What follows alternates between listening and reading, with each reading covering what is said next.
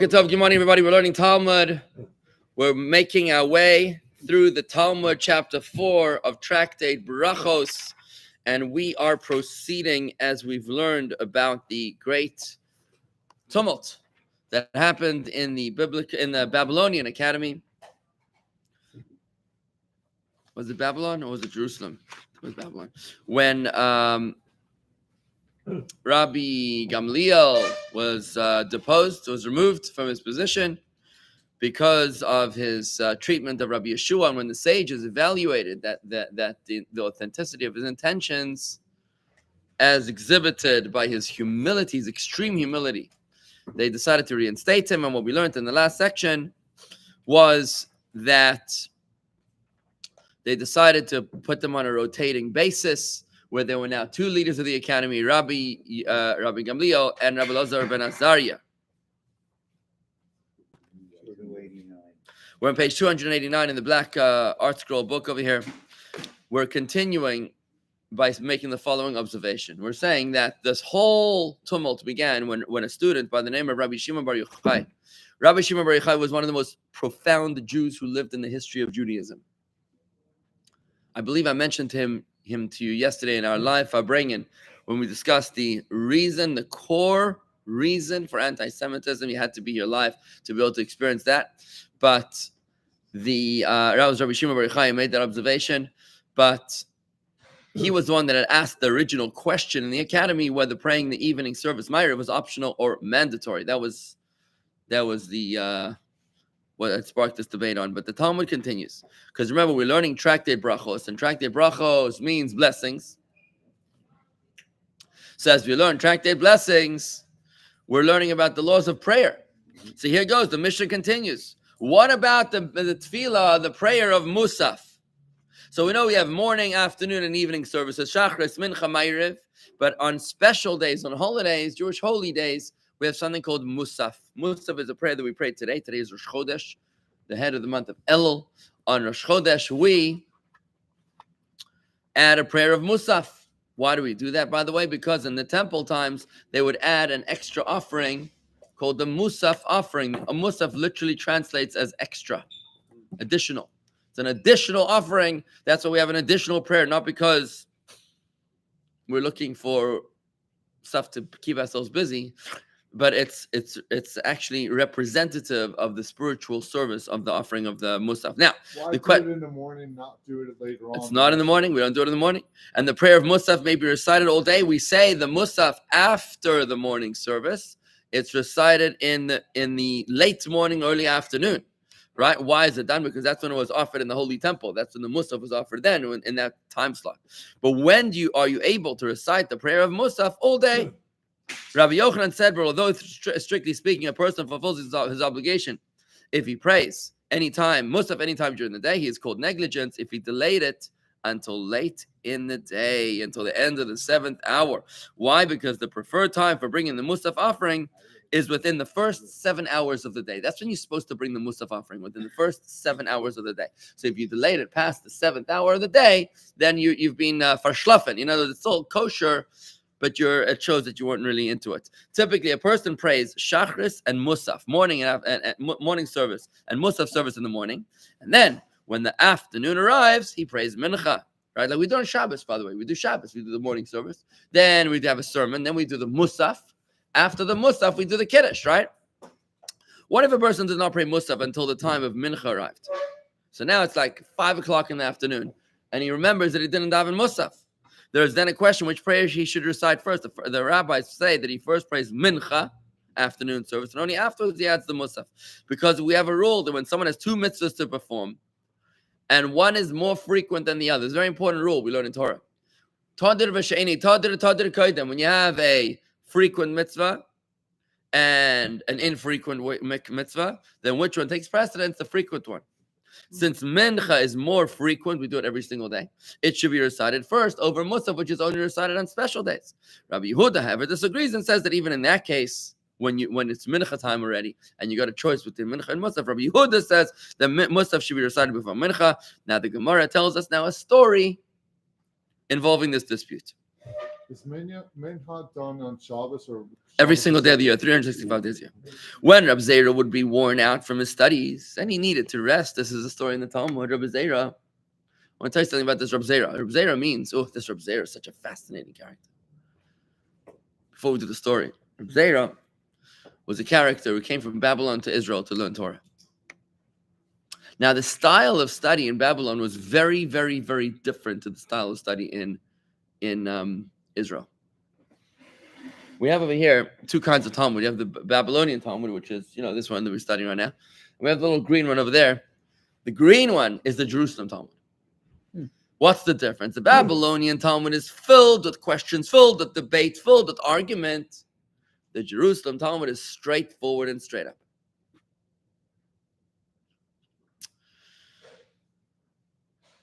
There's benefits to both. Arguments are going to bring you to much greater clarity.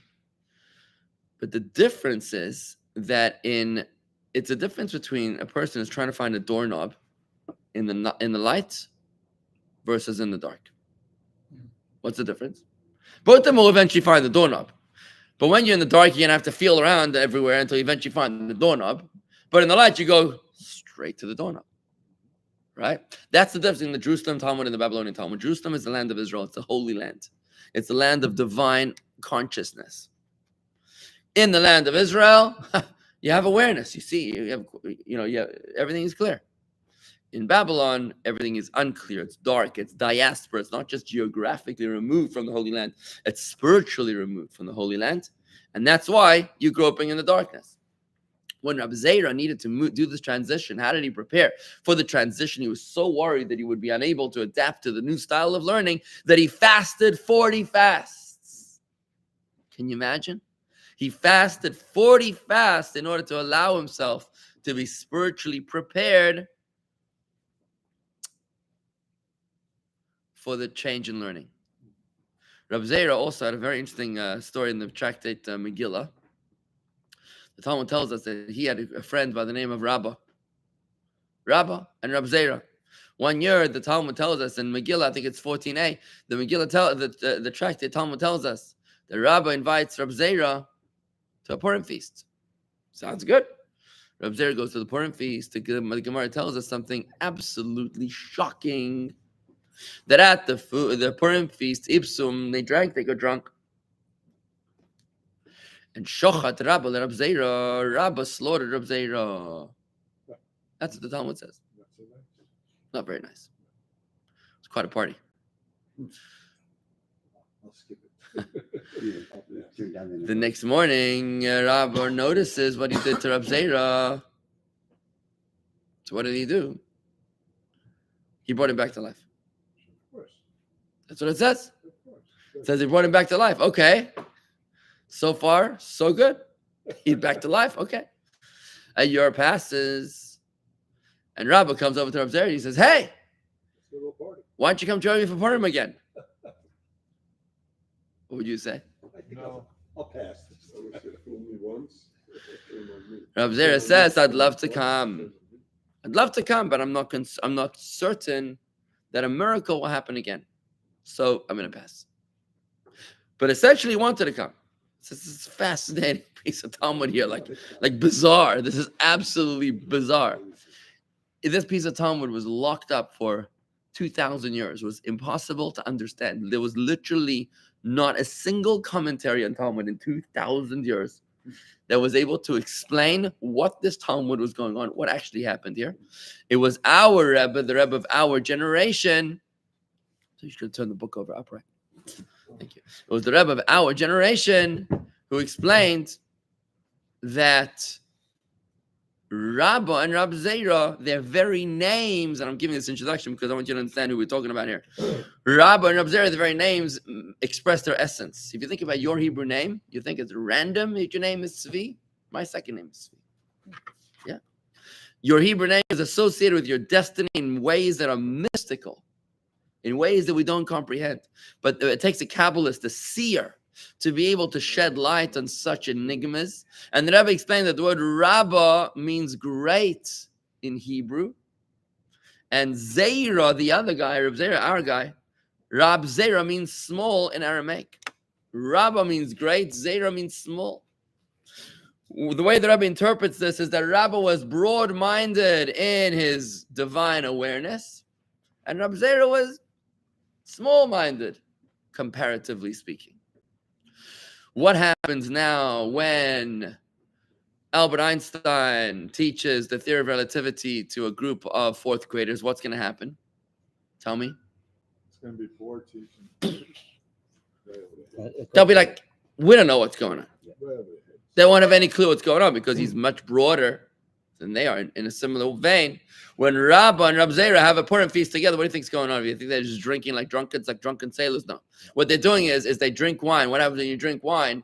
Nichnas yain yotza soy, the wine enters, the secrets emerge. This is why in a Farbrengen, in a Hasidic gathering, a Hasidic culture, a Hasidic society, what we do is we say l'chaim, not because we like vodka or tequila or das or yens or the other, because we're alcoholics, God forbid. We drink the liquor, the spirit, because when the wine enters, when alcohol enters and the secrets emerge, now we can truly get to know each other.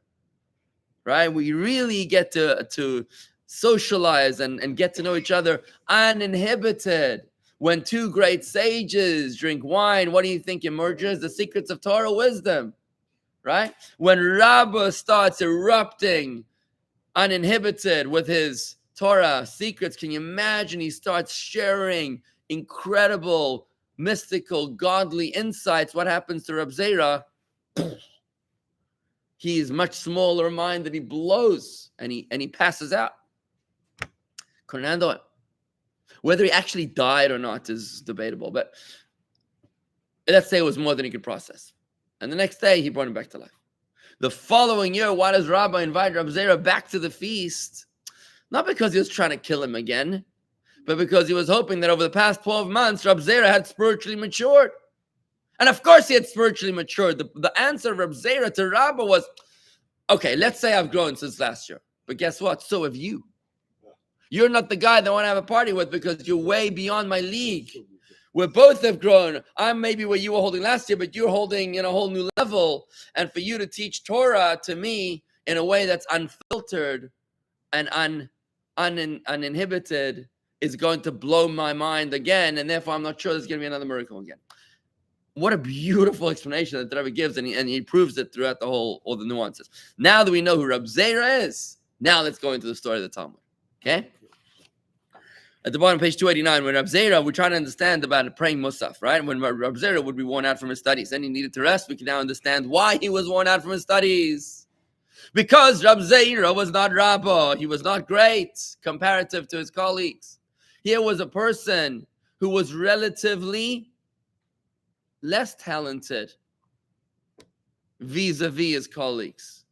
Here is a guy who's sensational in his inspiration to us, because one might think that scholarly commitment depends on aptitude. Only the most talented should throw themselves into the study of Torah. Comes Reb Zer and he tells us, oh no, God desires your effort, not your achievement. God desires your attitude, not your aptitude. Rab Zera is a guy that was worn out from his studies. What does it mean that he was worn out from his studies and he needed to rest? This is after the Purim party when he realized his limitations. And he realized that he was unable to just keep on focusing on what his colleagues were taking him to, because it would have been more than he was able to process. What would happen? He would say, let me go and sit by the entrance of the yeshiva of Rab Nosson Bar Tuvia. This was his coping mechanism, saying, in explanation of his practice, when the rabbis pass by on their way in and out of the yeshiva, I will stand up before them and receive heavenly reward. What is he talking about? Although I'm too weak to concentrate on studying, I still have the strength to do the mitzvah of standing up before a Torah scholar. Let me do it and receive reward. Okay, so basically what this guy was saying is like this, look, my mental aptitude is incapable of keeping up with my colleagues.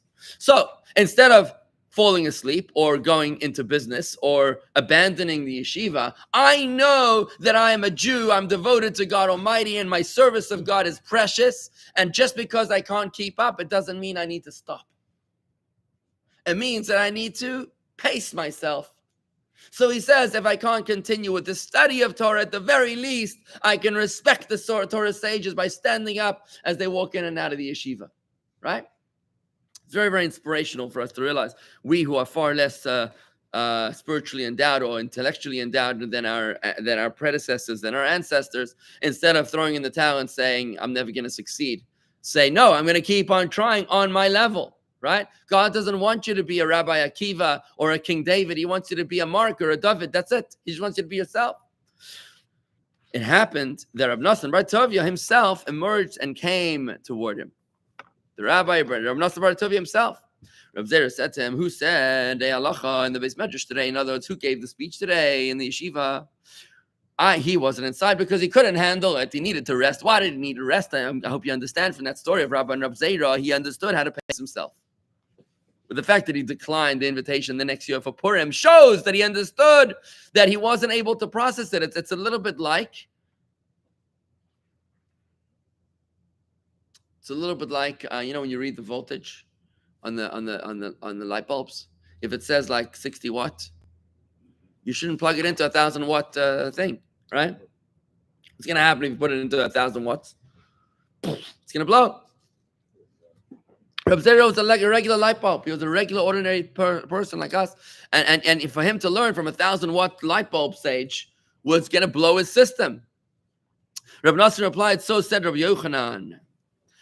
What did he say? The halacha is not like Rabbi Yehuda, who says that a person who did not pray Musaf until the time of Mincha arrives, prays first Musaf, and afterwards praise Mincha. This is the teaching, he said. The teaching that was taught today was that Rabbi Yochanan said that the law is not like Rabbi Yehuda. Rabbi Yehuda says that if you delayed in your Musaf davening, it's 5 o'clock on a Shabbos afternoon, and you realize that you haven't yet davened Musaf, and you realize there's Mincha, and there's Musaf. Which one goes first? According to Rabbi Yehuda, I would daven first the Musaf, I go in chronological order, and then Mincha.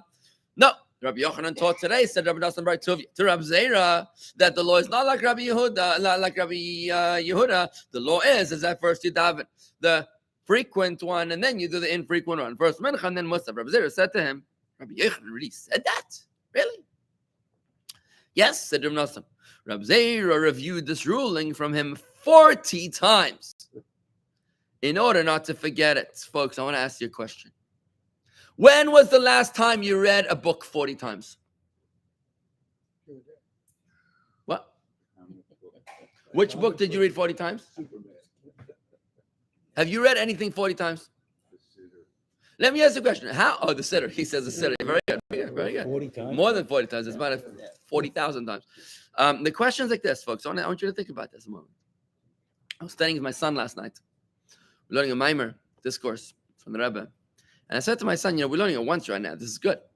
But if you want to really grasp this, I said to him 15 times. That's what I said to him. And I was being nice to him. Because really, you see Rav Zera here says 40 times. You want to grasp something. You want to own it. You want to make it yours. 40 times, folks. We Americans, we get a book. You read a book, read it once, very nice. Then you give it away. Yeah. What do you do with it? You walk into people's houses here today, right? Not Mike's house, but in regular people's houses. You walk in, you see, what's the center of the house? Giant screen. TV, like there's more TVs in the house than people, for starters, right? Very important. There's TVs in the veranda, there's TVs in the bathroom, there's TVs everywhere. God forbid you should miss a moment of I don't know what, right? Then in the main room, there's a giant TV and there's a bookshelf. What's on the bookshelf? Trinkets.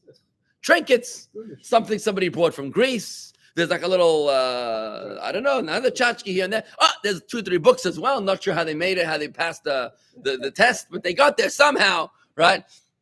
I'm not sure if there's paper inside. It might just be like just a facade, a clipper, right? But yeah, you walk into a Jewish home, you see books like it's coming out of fashion. Look what's going on over here, right? Because we Jews, we read the books not just for one-time inspiration. The book is like a guardrail. It's something you got to keep on holding on to in order to you hold on to it for dear life. When I read books, I keep these little stickers inside. Little sign here kind of stickers. Because every time I come across something, I put the sticker in so I can go back to those points or the highlights of the book that I liked. So I go back to it like that. All my books are covered in those stickers, right? But you want to learn something, folks. What? I said, remind me never to lend you a book. By the way, I always say, and I want to say it clearly, if you ever lend me a book, please do not expect to pay it back. Ever. There you go. I want to tell you something. I become emotionally attached to books. I'm serious. I become emotionally attached. I don't give them away. Like, I actually have a hard time giving them back. And I think I rarely give them back again. Right? And yeah, whatever. So yeah, I always say to people, don't lend me the book if you ever want to see it again. So, but I want to say to you, what Reb Zera teaches us here, friends, 40 times, how hard is it to learn this law? This law. Big deal. So if you're 5 o'clock on a Shabbos afternoon, you missed the Musaf, and now it's Mincha or Musaf, the law is that you do the frequent one before the infrequent one. You do Mincha before Musaf.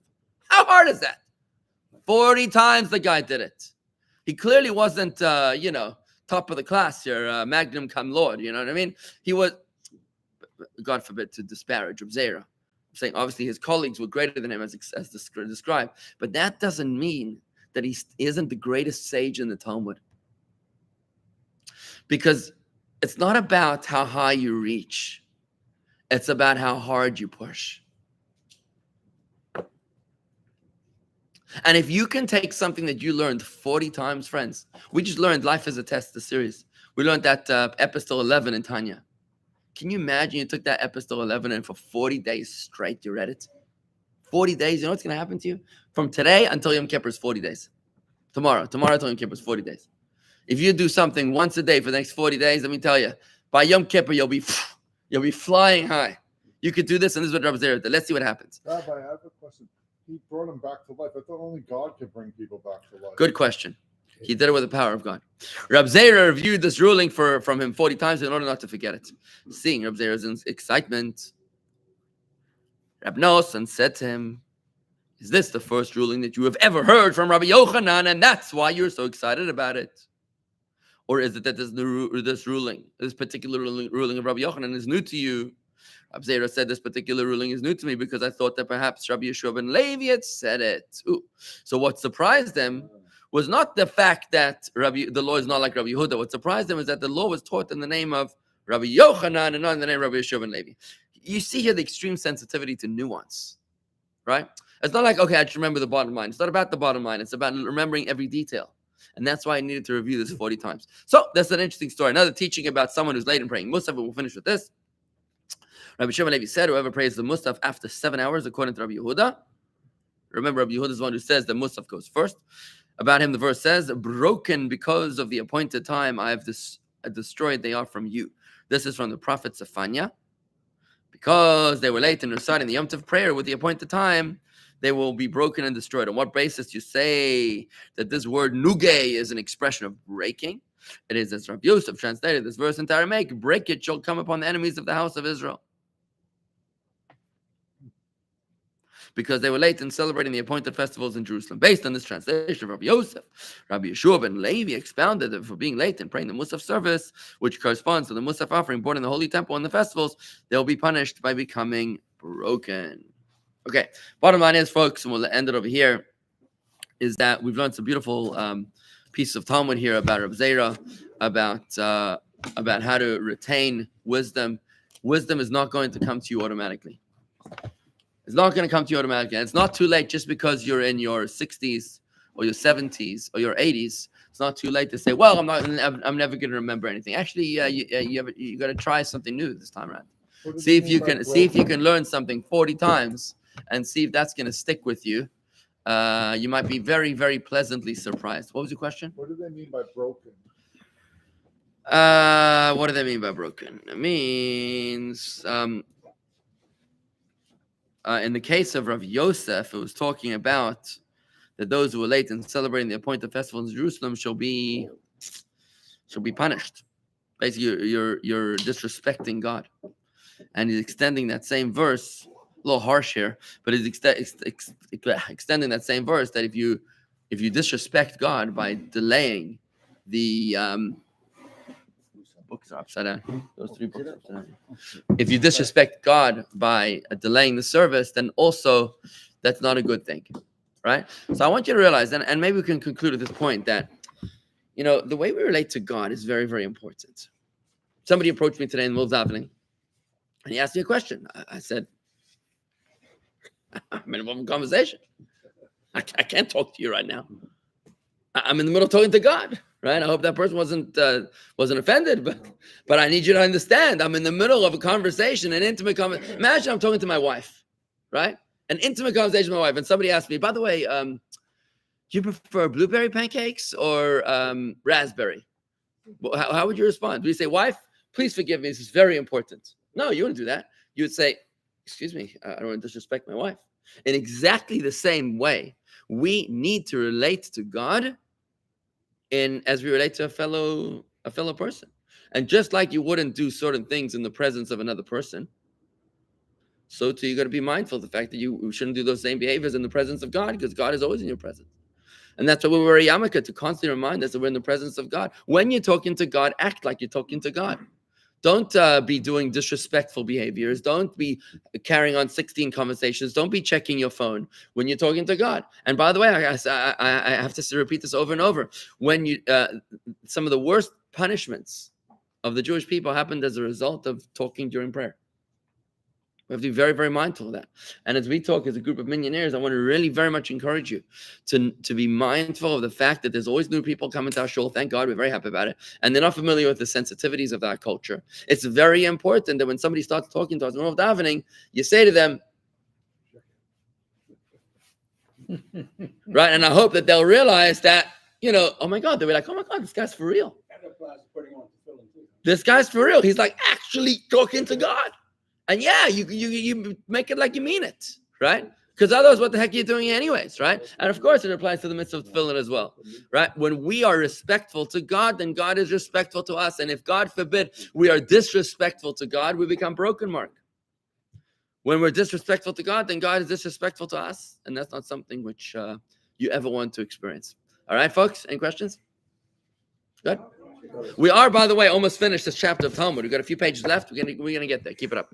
Thank you so much. Love to see you.